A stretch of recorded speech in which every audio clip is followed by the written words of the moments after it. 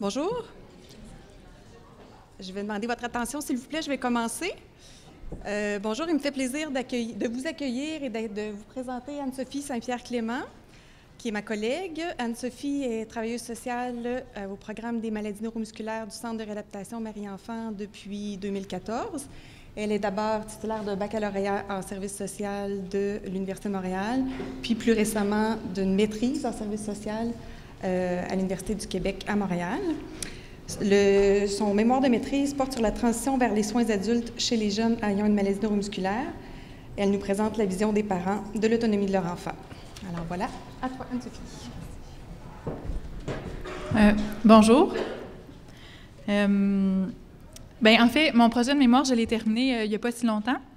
Mes directrices de mémoire, c'est Suzanne Mongeau et Manon Champagne, qui ont fait plusieurs recherches aussi sur la transition. Je vais séparer un peu ma présentation là, en sections. D'abord, je vais vous présenter la problématique un peu par rapport à la transition, le cadre de référence que j'ai choisi pour ma recherche, la méthodologie que j'ai utilisée. Et ensuite, je vais vous présenter les résultats puis l'analyse de mes résultats. Alors, quand on parle de transition, en fait, c'est quand même assez large, la transition. Mais avec les avancées de la médecine moderne, on a de plus en plus d'enfants qui sont gravement malades, qui survivent à l'âge adulte, mais on peut y aller plus large que seulement les maladies neuromusculaires. Je vais vous donner un exemple en oncologie.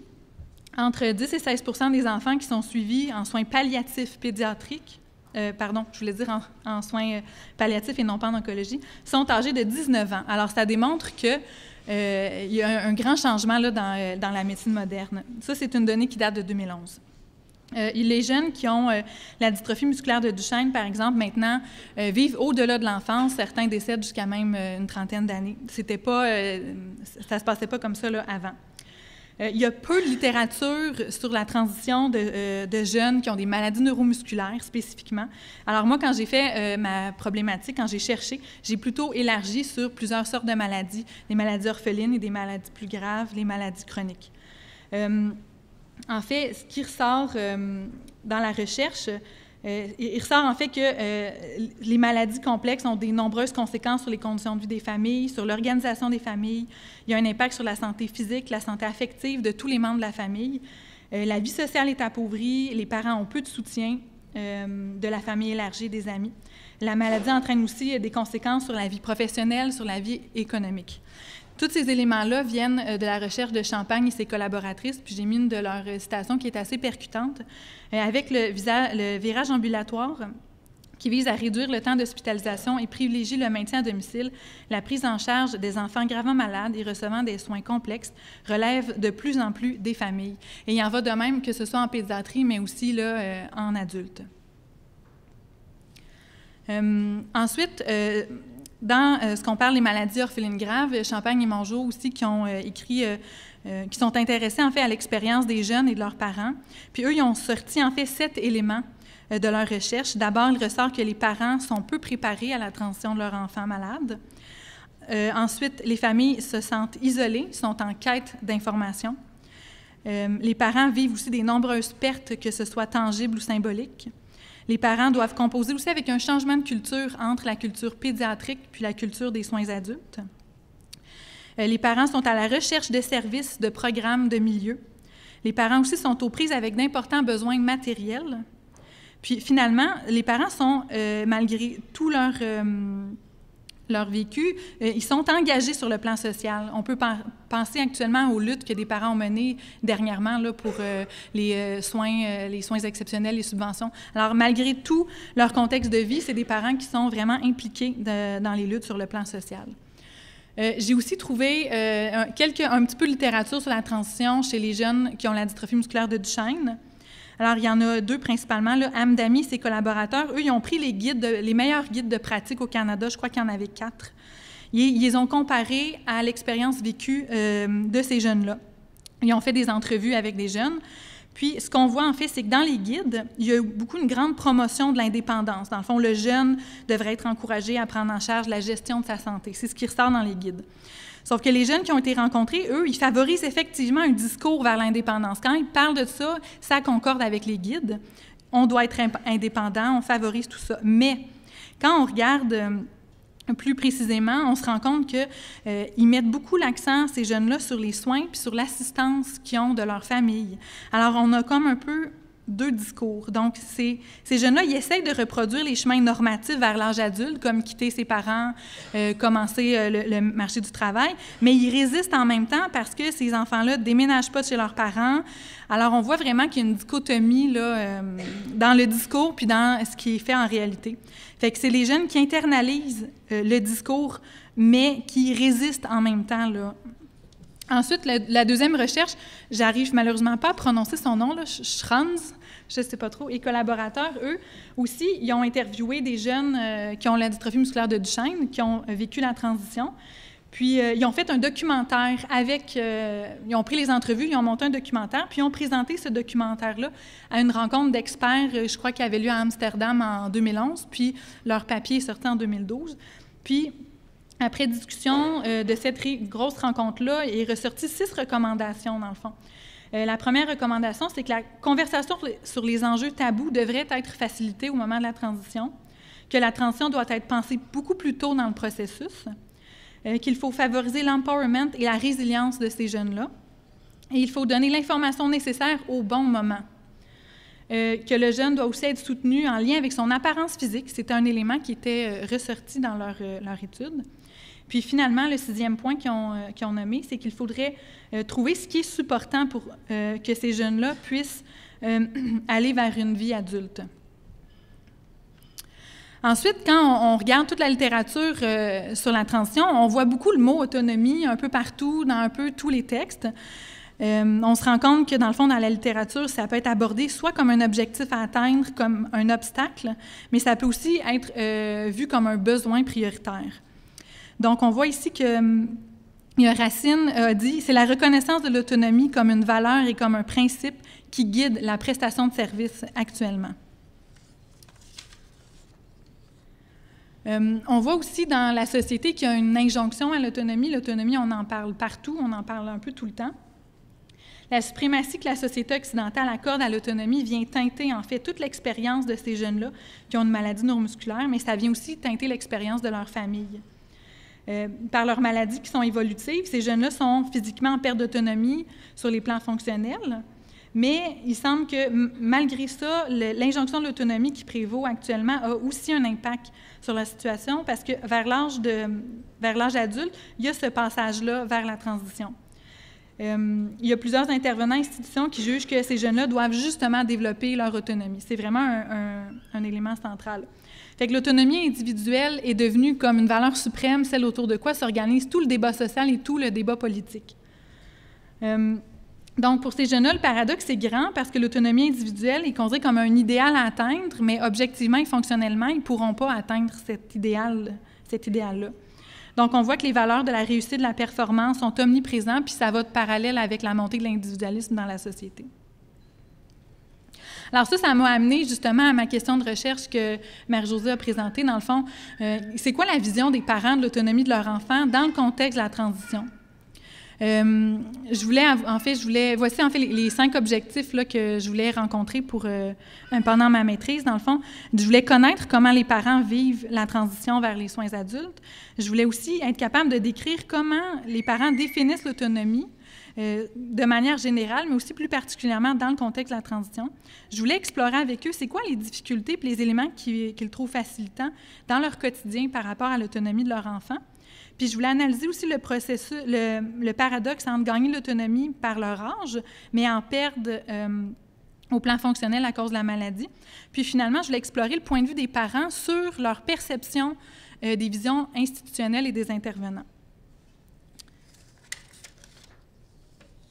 Donc, pour ce faire, il faut bien choisir un cadre théorique et un cadre de référence. Alors là, moi, j'avais choisi, je vais essayer d'y aller rapidement, l'interactionnisme symbolique. En fait, ça se base sur 3 prémices. Là. Le premier prémisse, c'est que l'individu agit en fonction du sens que les objets et les personnes ont pour lui. Deuxièmement, ces significations-là proviennent des interactions sociales, donc la communication. Et troisièmement, ces significations-là peuvent être modifiées par l'interprétation que l'individu en fait. Donc, justement, moi, ce que je voulais privilégier, c'est le sens que les parents donnent à l'autonomie dans le contexte de la transition. Donc, l'interactionniste s'appuie sur le fait que la réalité est une construction sociale qui est modulée sans fin par les interactions. Fait que la construction du sens se fait au moment des interactions où les acteurs influencent le social par leur signification. Donc, ça peut être quand même complexe. Ensuite, qu'est-ce que la transition, en fait, et qu'est-ce que l'autonomie? C'est deux thèmes aussi là, que j'ai explorés dans mon cadre théorique. La transition, j'ai pris la définition de Blum dans le texte de Mellor en 2010. Là. Dans le fond, la transition, ça serait un processus planifié qui s'intéresse aux besoins médicaux, psychosociaux, éducatifs, socio-occupationnels des adolescents et des jeunes adultes qui ont une condition physique et ou une condition mentale chronique au moment où ils passent des soins pédiatriques aux soins adultes. Fait qu'on voit que la transition, c'est plus que seulement un transfert de données. C'est vraiment là, médical, psychosocial, c'est assez vaste. Fait que je vais rester un peu sur la question de la transition.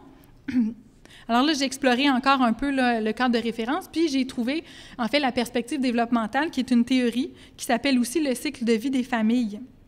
Alors ça, c'est une théorie qui comporte des stades de développement. Donc, chaque famille a des stades et chaque famille traverse ces stades-là. Chaque stade est associé à des défis puis des choses qu'il faut surmonter. Mais là, je ne vous les expliquerai pas tous ici parce qu'ils sont pas tant importants, sauf le premier, qui est le stade 1, c'est le départ de la maison du jeune adulte célibataire.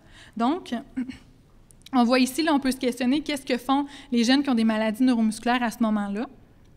Alors, toutes les familles traversent ces stades-là, mais les jeunes qui ont une maladie neuromusculaire grave la traversent aussi, puis eux, les tâches, en fait, sont encore plus difficiles. Fait que le moment où le jeune adulte célibataire doit quitter la maison de ses parents, le défi à ce moment-là, c'est un défi aussi sur le plan relationnel parce que le jeune adulte doit faire une démarcation, en fait, entre lui-même et ses parents. Puis l'objectif ultime, c'est d'atteindre l'autonomie.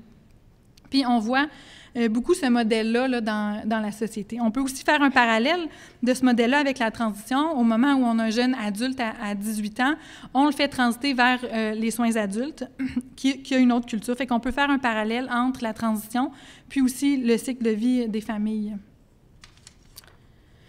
Ensuite, il y a bien évidemment le mot « autonomie ». On peut faire beaucoup de définitions de ce mot-là. Il a été étudié dans pas mal de disciplines. On pourrait aller voir en philo, en psycho, en socio. Et moi, j'ai retenu plus une définition assez simple. L'autonomie désigne la capacité du sujet à déterminer sa propre conduite. En fait, l'autonomie, on en parle depuis Kant. C'est pas mal lui qui a apporté ce nouveau concept-là, mais il est de plus en plus présent. Ensuite, quand on regarde plus spécifiquement l'autonomie pour les jeunes en situation là, de handicap ou en situation qui ont des maladies, on peut regarder plus précisément des modèles qui ont été développés là, dans la littérature. Fait qu'il y a beaucoup de modèles qui s'opposent. Fait que je vais commencer par vous parler du modèle biomédical qui s'oppose au modèle social. Le modèle biomédical, l'autonomie de la personne est évaluée en fonction de ce qu'elle n'est plus capable de faire. Fait qu'il y a un étiquetage en lien avec ses incapacités, puis ça a une conséquence aussi pour les personnes handicapées. Fait que ici, le mot « perte d'autonomie » est beaucoup utilisé. Puis l'objectif biomédical est de rendre autonome un individu qui est qualifié de dépendant parce qu'il demande une prise en charge de son entourage. Puis ça s'oppose au modèle social où c'est un peu l'inverse, dans le fond. C'est l'incapacité de l'environnement social qui est prise en compte. Donc, c'est le contexte qui crée le handicap. Fait que la responsabilité individuelle devient plutôt une responsabilité collective, une responsabilité sociale. Donc, il est nécessaire de créer un espace social où chacun a le droit fondamental d'occuper le même espace, le même territoire que ses collègues et ses congénères.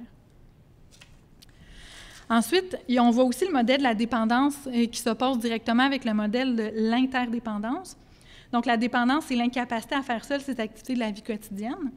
Puis, son opposé, l'interdépendance, en fait, c'est comme si une personne qui se détériore sur le plan physique, elle redistribue ses liens sociaux autour d'elle, puis son réseau de relations se transforme. Fait que l'autonomie, en fait partie du lien social selon cette perspective-là. Ensuite, il y a par rapport ici, ça c'est une des définitions dans un contexte très spécifique, dans un contexte de prise de décision sur le plan médical. Fait qu'ici, on a une vision qui est individualiste, qui s'oppose à une vision qui est plutôt relationnelle. Au niveau individualiste, dans le fond, le patient ne doit pas baser sa décision médicale sur l'opinion des membres de sa famille. Il doit prendre sa décision avec lui-même, dans le fond. L'accent ici est mis sur les informations factuelles que le patient reçoit, par exemple, par un médecin. Et c'est avec ces informations-là que le patient peut prendre une décision éclairée et qui est considérée comme indépendante. Dans cette conception-là, on suppose donc que le patient est en mesure de dépasser puis de surmonter les effets, que ce soit de la douleur ou des émotions, pour prendre une décision toujours dans un contexte médical. Et ça s'oppose avec la vision qui est plutôt relationnelle. Celle-ci se base aussi sur le contexte social dans lequel l'individu existe et reconnaît l'aspect émotionnel que le patient pourrait vivre, puis reconnaît aussi comme l'intrinsèque de la personne qui prend sa décision. Donc, le dialogue est essentiel dans cette vision-là. Le dialogue avec les autres fait partie de l'autonomie, en fait. Le patient ne se concentre pas seulement sur les faits objectifs qui lui sont donnés, mais il doit aussi reconnaître l'expérience qu'il vit lui-même, son expérience émotionnelle, mais aussi l'expérience qui est vécue par ses proches, que ce soit ses parents, ses conjoints, son enfant, etc. Donc, le rôle d'autrui, encore une fois, ici, est central dans le processus de décision. Puis le rôle d'autrui, ça peut être des membres de sa famille, mais ça peut aussi être des professionnels qu'on peut aller questionner. Donc, on voit ici l'aspect l'importance de l'autre personne dans ça. Ensuite, comment on peut regarder la transition et l'autonomie ensemble? Comment on voit ça? Mais j'ai trouvé un texte des Racine et ses collaborateurs qui ont développé en fait un paradigme qui s'appelle le paradigme de la transition personnalisée. Parce qu'en fait, c'est un peu difficile d'étudier la transition et l'autonomie de façon séparée parce que les concepts se croisent vraiment tout le temps dans la littérature. Donc, le paradigme de la transition personnalisée, c'est la reconnaissance de la nécessité d'adapter le processus de transition aux besoins et aux narratifs individuels, mais aussi aux objectifs et aux valeurs du patient. C'est ça qui doit prévaloir, c'est les valeurs du patient. Donc, le respect de l'autonomie est important dans la mesure où il est approprié, dans la mesure où c'est possible.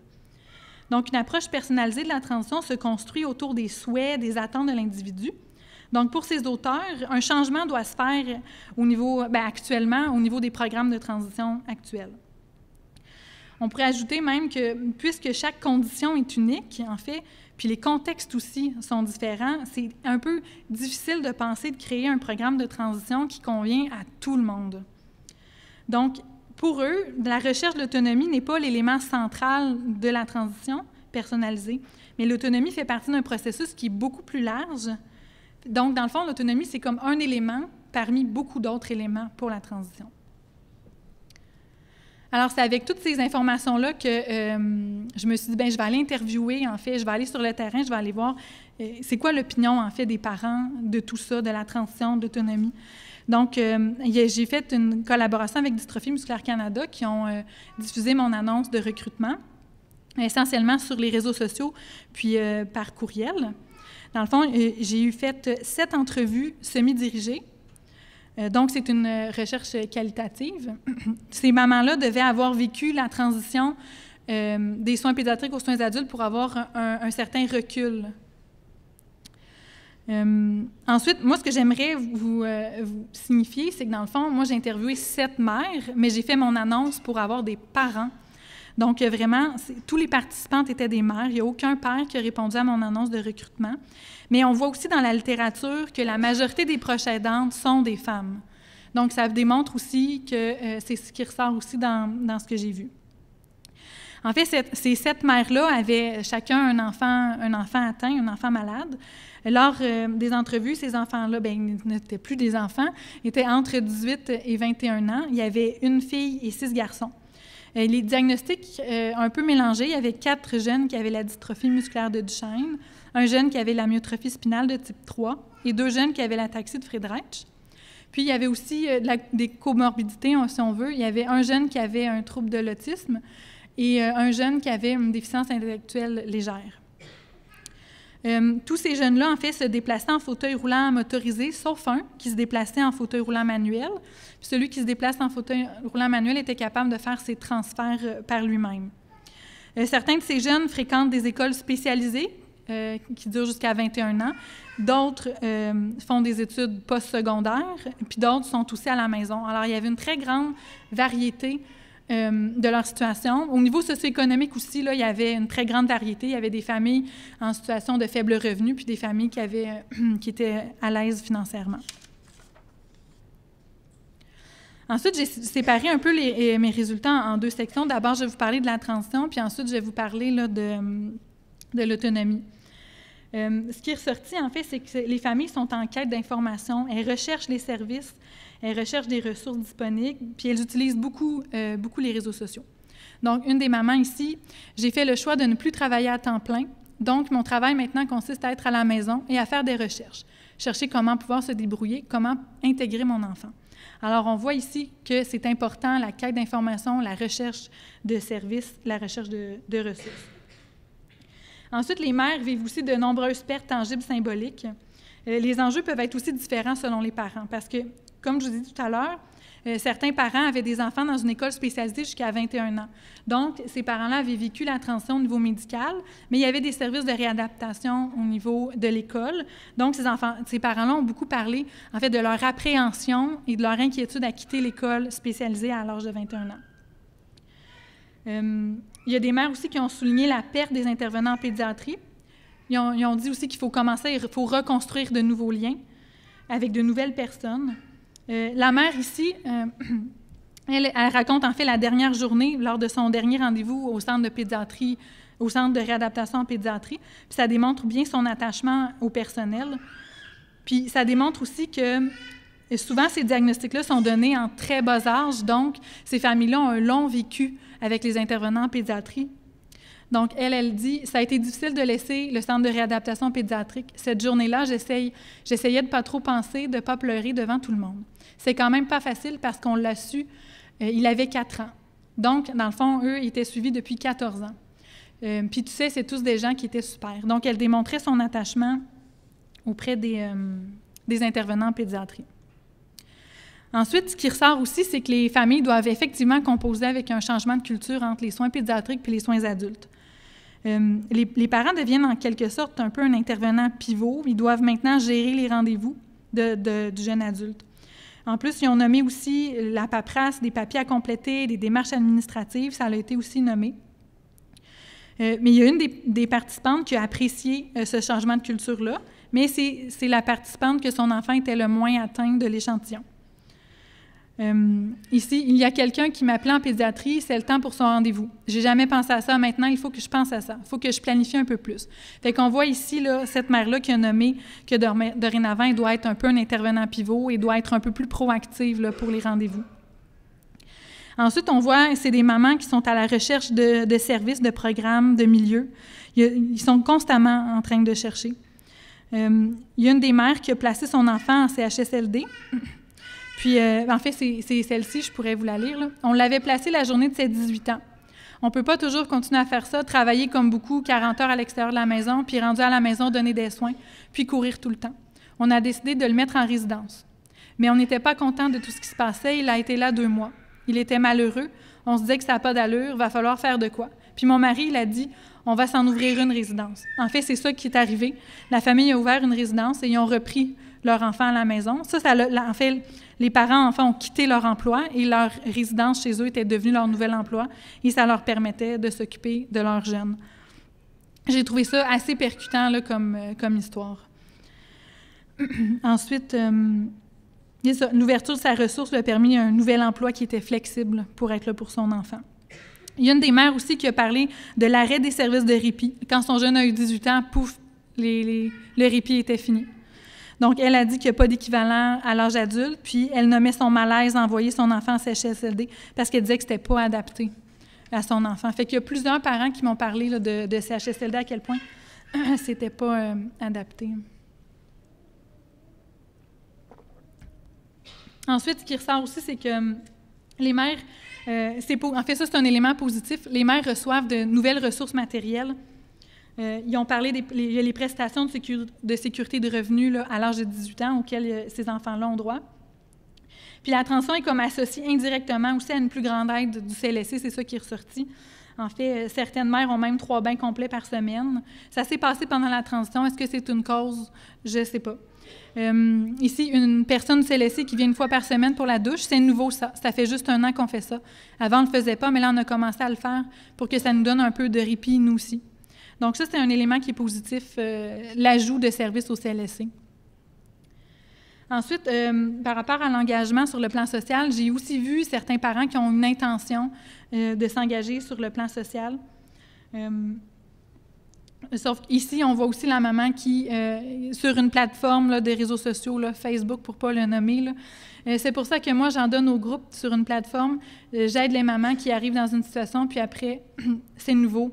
Je les aide à leur dire « Wow, il faut qu'on fasse adapter. Par où est-ce qu'on commence? » Alors, je donne de mon temps pour les aider. Fait qu'on voit qu'il y a un certain engagement là, sur le plan social, sur les réseaux sociaux. Il y a une autre mère, qui m'a dit qu'elle aimerait être bénévole pour aider les gens qui sont laissés à eux-mêmes lors de la transition. Mais c'est un souhait, ça ne s'est pas réalisé.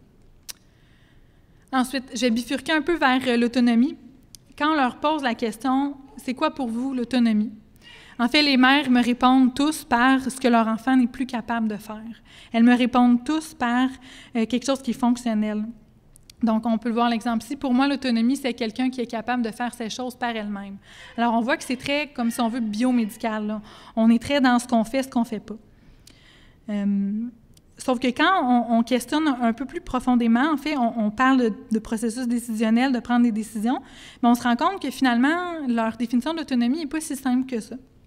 Alors ici, quand je suis arrivée là, au CR adulte, je n'existais pas. Pour eux, mon fils, il est majeur, c'est à lui de répondre, c'est à lui de prendre cette décision. Fait qu'on voit ici que pour cette mère-là, c'était important dans les prises de décision d'être consultée. Donc, on voit dans le fond que pour eux, l'autonomie, c'est peut-être relationnel aussi dans les prises de décision qu'on va être consulté. Une autre des mamans a parlé aussi de l'importance de consulter les membres de sa famille avant de prendre une décision. Elle a vraiment nommé ça aussi assez clairement. Fait qu'on voit qu'au premier abord, quand on leur pose la question très explicitement « Qu'est-ce que l'autonomie? » les mères ont une vision biomédicale de l'autonomie. Mais si on regarde au niveau décisionnel, on voit plus qu'ils penchent vers une vision relationnelle, vers l'importance de l'autre personne pour prendre des décisions pour leur enfant malade. Ensuite, j'ai regardé un peu qu'est-ce qui les aide par rapport à l'autonomie de leur enfant, puis qu'est-ce qui est une difficulté supplémentaire. Puis, en fait, les mères m'ont beaucoup décrit tous les soins qu'elles donnent à leur enfant. Elles m'ont parlé des soins d'hygiène, elles m'ont parlé d'alimentation, elles m'ont même parlé de, si mon fils, son nez lui pique, c'est moi qui dois lui gratter le nez. Alors, on voit que ces parents-là pensent à des multiples petits détails pour aider leur enfant. Il y en a qui modifient leur horaire de travail, il y en a une qui a cessé de travailler.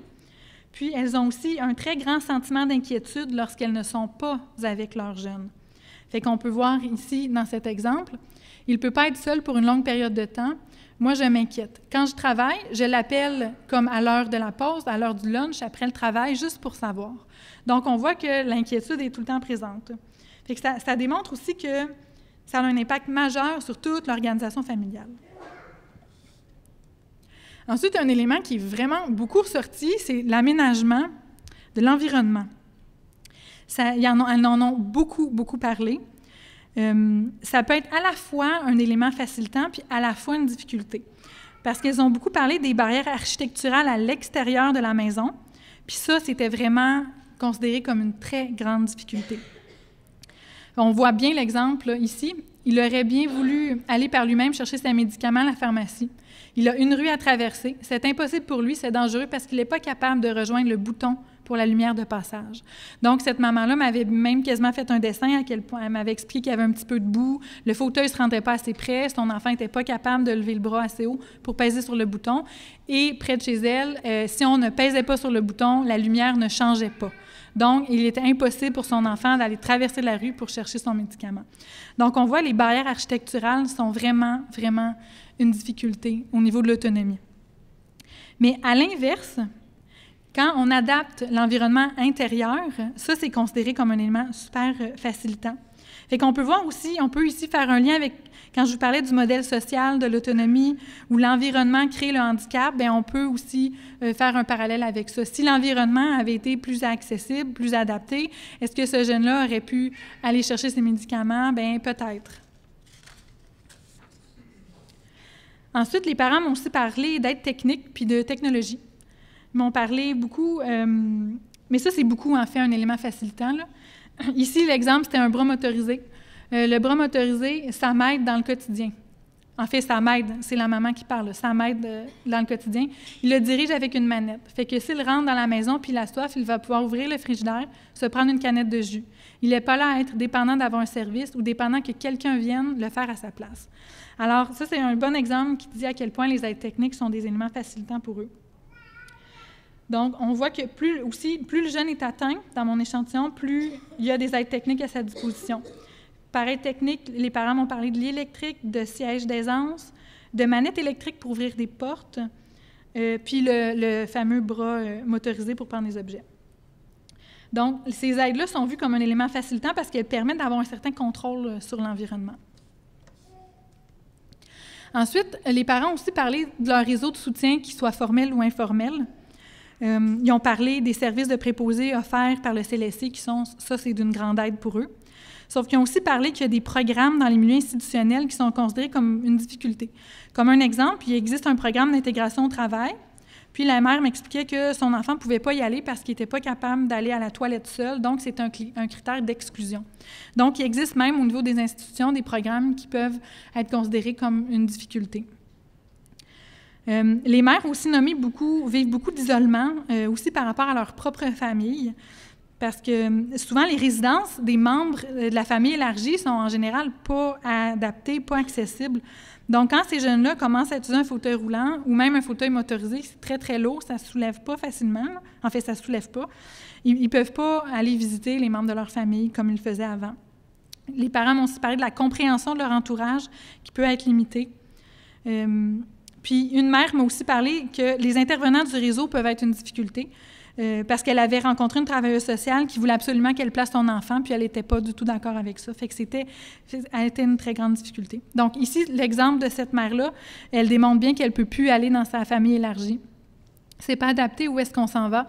Chez mon oncle, ma tante, dans les rencontres familiales, ça nous isole. C'est un autre défi. On se sent isolé parce qu'on ne peut plus avoir accès aux mêmes choses qu'avant. On ne peut plus avoir accès chez nos familles. Alors ça, c'est un élément très majeur, en fait, pour ces familles-là.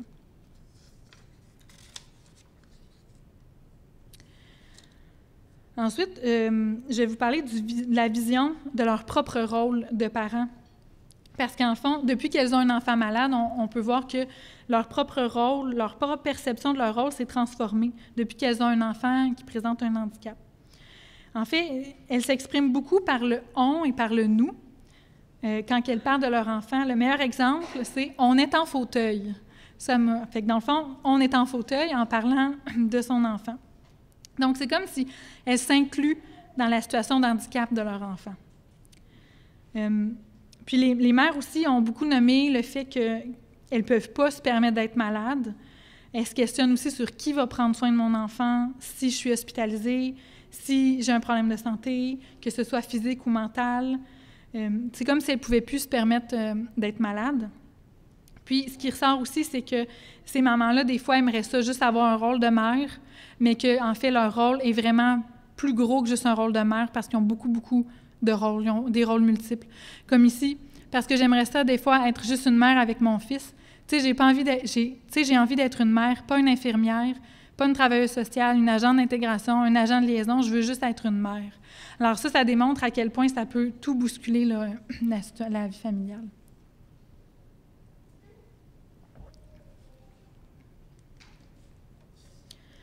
Ensuite, on voit, par rapport au paradoxe entre gagner l'autonomie parce qu'on a 18 ans puis on s'en vient plus vieux, mais en perdre parce que la maladie évolue puis la maladie est dégénérative.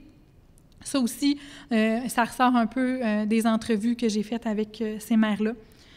Il y a vraiment un paradoxe entre ce que la société attend d'un jeune puis la réalité, parce que la maladie est présente tout au long de la vie là, de ces enfants-là. Mais ce que je veux dire aussi ici, c'est que ce paradoxe-là, il est là tout le temps. Il n'est pas là seulement au moment de la transition. En fait, c'est ça qui est ressorti. C'est que c'est là tout au long de leur vie, ce paradoxe-là. Donc, ici, une mère le nomme bien, l'image bien, en fait. Là. On travaille fort pour qu'il y ait de l'autonomie, mais la réalité fait en sorte que ce n'est pas le cas. On rame toujours dans le sens de l'autonomie, mais finalement, on se fait rattraper par la vague. Étant donné que c'est une maladie dégénérative, il perd de ses capacités tout le temps.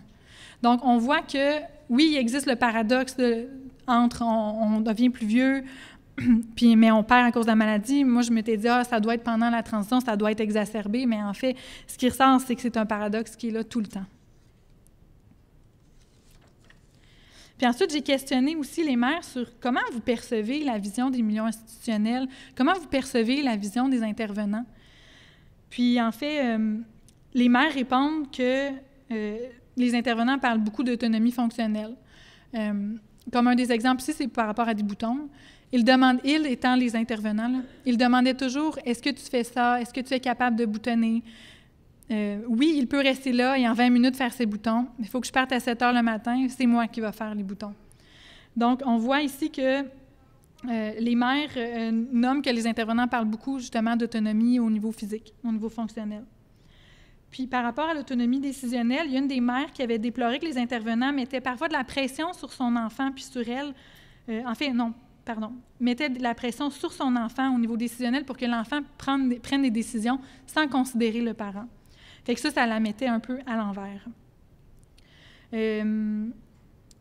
Donc, on peut voir que les parents ont l'impression que les intervenants ont une vision qui est plutôt individualiste de l'autonomie et non pas une vision relationnelle.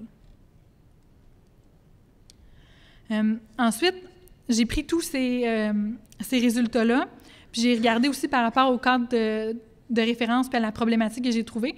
Puis il y a beaucoup de choses que vous avez peut-être remarqué qui ressortent par rapport à leur vécu là, sur la transition. Il existe quand même certaines différences par rapport à l'étude de Champagne et Mongeau, que je vous ai parlé qu'il y avait 7 éléments. Les mères, dans mon étude, n'ont pas parlé de manque de préparation vers les soins adultes. Ils ont plus ou moins abordé la quête de sens. Ils n'ont pas non plus déploré la lourdeur des démarches administratives. Ils l'ont nommé qu'il y en avait beaucoup à faire, mais ils n'ont pas nommé que c'était difficile, que c'était lourd. Dans la recherche aussi de Champagne et Mongeau, que j'ai oublié de vous nommer plus tôt, eux, ce qui était ressorti aussi, c'est que la transition réactive un isolement que les parents ont vécu lors de l'annonce du diagnostic. C'est comme si, à l'annonce du diagnostic, les parents se sont sentis beaucoup isolés, mais à la transition, il s'est reproduit la même chose. Mais moi, ce n'est pas ressorti de mon étude. Moi, le sujet de l'isolement est beaucoup ressorti, mais sous un autre niveau, plus au niveau des difficultés à visiter les membres de leur famille, l'espèce d'incompréhension qu'ils ont des membres de leur famille élargie. La quête d'information, c'est aussi un élément qui est très central dans la recherche de Champagne et Mongeau, mais aussi dans la mienne. Il faut dire aussi que dans les deux études, la population cible est un peu différente. Dans leur étude à elles, c'était plus les maladies orphelines graves. Donc, il y avait certaines maladies neuromusculaires, mais c'était beaucoup plus large, alors que moi, ici, c'était seulement des jeunes qui ont des dystrophies musculaires ou l'ataxie ou la myotrophie spinale. Donc, ce qui ressort beaucoup, dans le fond, c'est que les mères que j'ai rencontrées, ils fonctionnent en mode survie, dans le fond. Ils doivent composer avec une situation qui est très, très complexe. Il ressort aussi que ces parents-là ont une vision réaliste de l'autonomie de leur enfant puis de leur propre rôle, en fait, et sont capables de bien nommer les limitations de leur jeune, des soins qu'il a besoin. Puis on voit qu'elles l'encouragent dans de multiples façons par rapport à son autonomie. Elles ont aussi une vision qui est réaliste de l'ensemble des démarches, de toutes les tâches qu'elles ont à faire pour soutenir le jeune, que ce soit au niveau physique ou au niveau administratif. Quand on analyse leurs propos, il ressort que le recours à leur propre corps, en fait, est une condition qui est nécessaire à l'autonomie de leur enfant, parce que le parent doit utiliser son propre corps pour faire toutes sortes de choses là, pour son enfant. Donc, c'est comme si les parents portent eux-mêmes l'injonction de l'autonomie. Dans le fond, ce n'est pas tant les jeunes qui portent ces contraintes-là, c'est comme le parent porte l'injonction de l'autonomie de leur enfant. Alors, ça, c'est associé avec beaucoup de contraintes.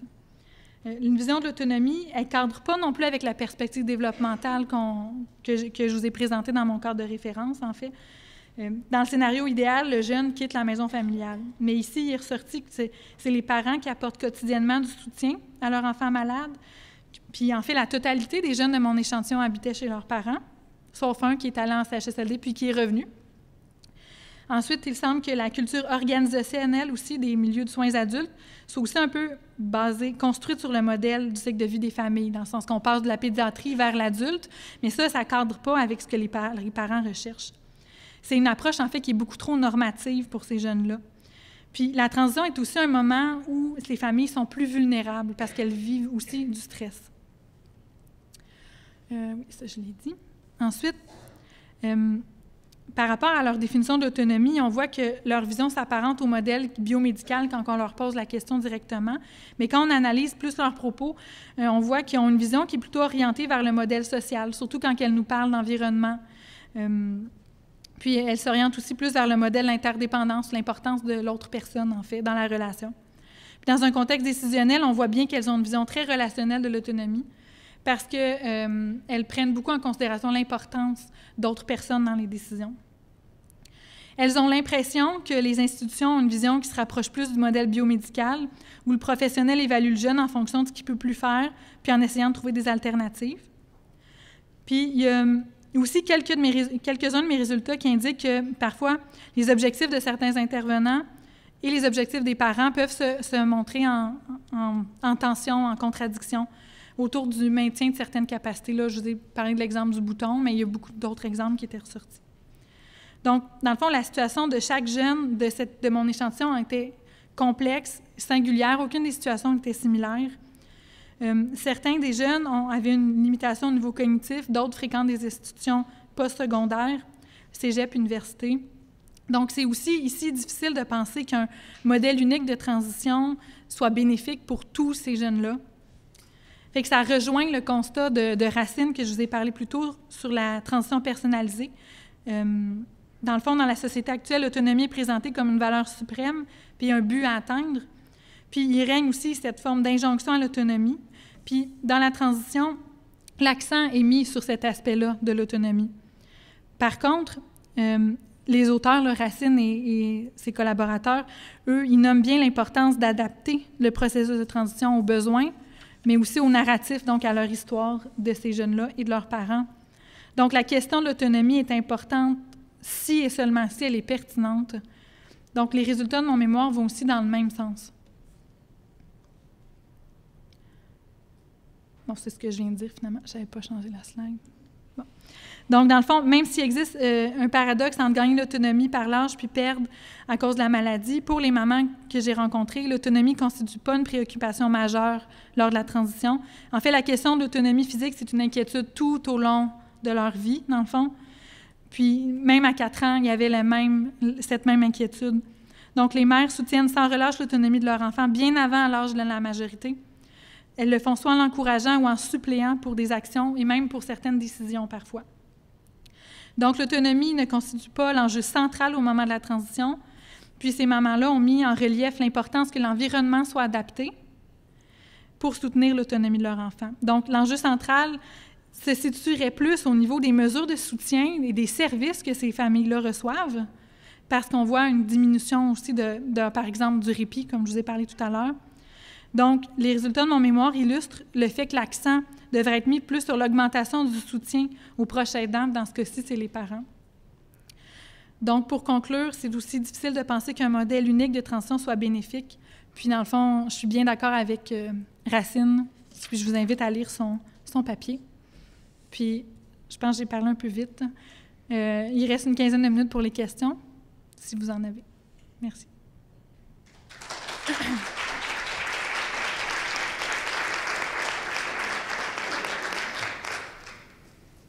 Bonjour, j'ai une question. Mon nom est Véronique Carignan. Je suis centre de réadaptation Lucie Bourneau, clinique des maladies neuromusculaires à l'âge adulte. Donc, merci pour votre présentation. Ça me parle énormément. Dans le contexte actuel de grandes transformations, on pourrait parler de bouleversement des liens, des réalités.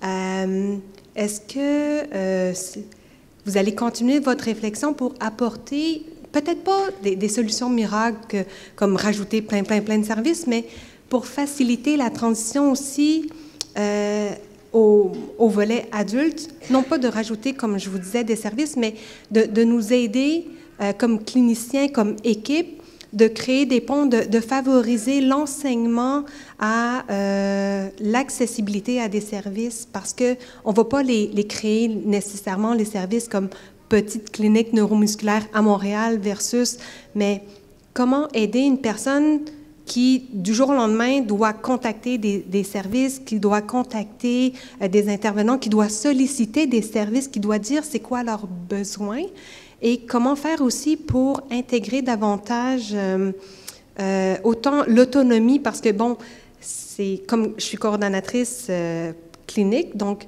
comment favoriser la compréhension de mon rôle, de dire, moi, mon client, maintenant, c'est l'usager qui a 18 ans. Je comprends que les parents sont là, je comprends que les parents seront toujours là, puis je vois leur importance de continuer à être là comme aidant naturel, mais c'est cette dichotomie-là de dire, écoutez, mais maintenant, il faut que j'ai le consentement de votre enfant, il faut que j'ai le consentement de ce jeune adulte-là. Alors, c'est cette transition-là pour nous aussi d'intégrer ce que vous venez de dire, mais comme dans un manuel pour intervenants, pour être mieux en phase dans une vision usager-partenaire avec ces familles-là, mais surtout avec notre usager qui a 18 ans. Merci.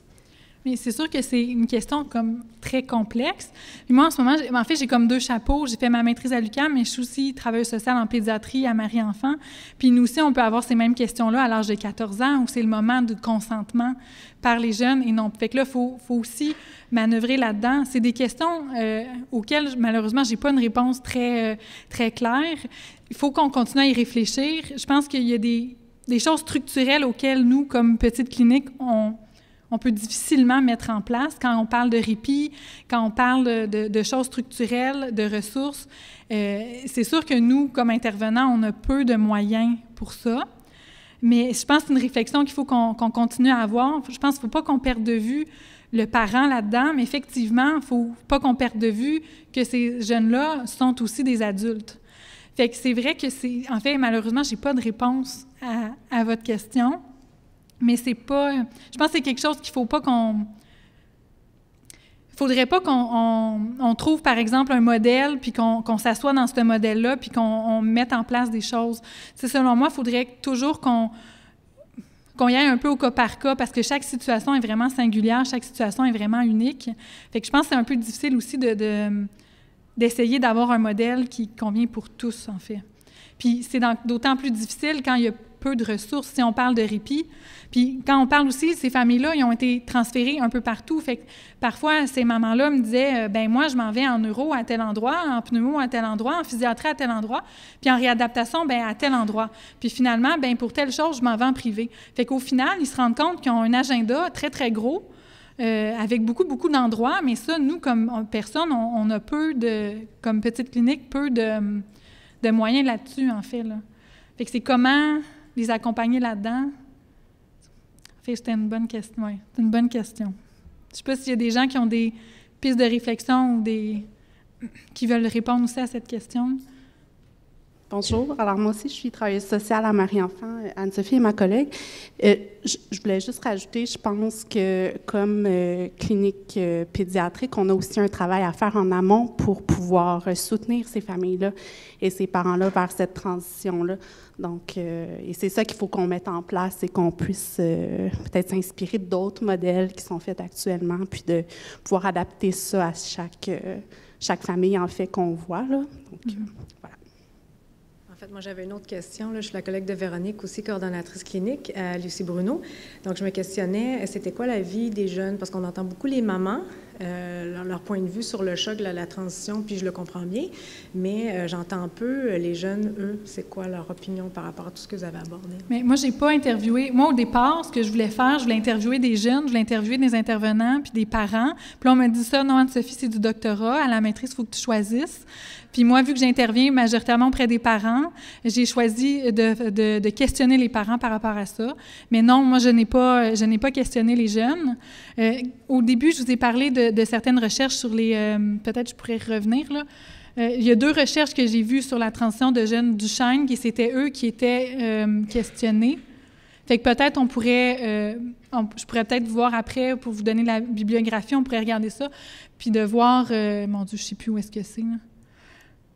C'est ça, Amdami, collaborateurs, puis Schranz, eux, ils ont vraiment, sont allés questionner les jeunes, en fait. Puis ce qui était ressorti, justement, c'était, le discours était bien évidemment, ils avaient internalisé le discours de la société sur lequel on devient grand, on devient adulte, mais concrètement, dans leurs actions, ça ne fitait pas avec leur discours. C'est ça qui était ressorti de leur étude. Puis, mais c'est des textes intéressants que je pourrais vous faire parvenir. Mais moi, je pense qu'il faudrait continuer à faire la recherche sur la transition. Il faudrait aller les questionner, ces jeunes-là. Puis, ouais, merci.